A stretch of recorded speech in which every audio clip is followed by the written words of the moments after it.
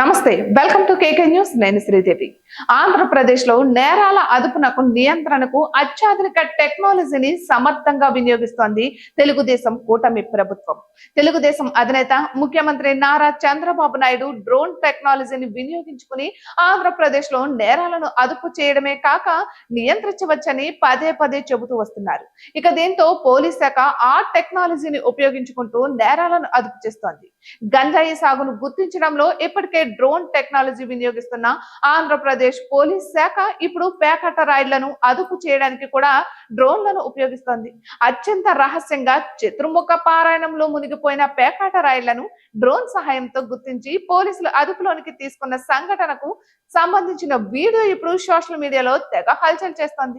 ఇక ఈ వీడియోను రాష్ట్ర హోం మంత్రి వంగలపూడి అనిత బుధవారం సోషల్ మీడియాలో పోస్ట్ చేశారు. వెంటనే ఆ వీడియో తెగ వైరల్ అయిపోయింది. లక్షలాది మంది వీక్షించారు. పోలీసు శాఖ డ్రోన్లను నేరాల అదుపులో వినియోగించుకుంటున్న తీరును ప్రశంసలతో ముంచెత్తుతున్నారు.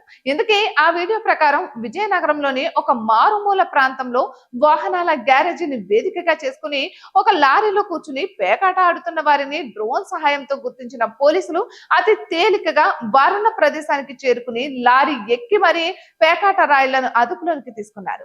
సాంకేతికతను అందిపుచ్చుకుని నేరాలను అదుపు చేసే విషయంలో ఆంధ్రప్రదేశ్ అగ్రగామిగా ఉందనడానికి ఇదే తార్కాణంగా నెటిజన్లు చెబుతున్నారు.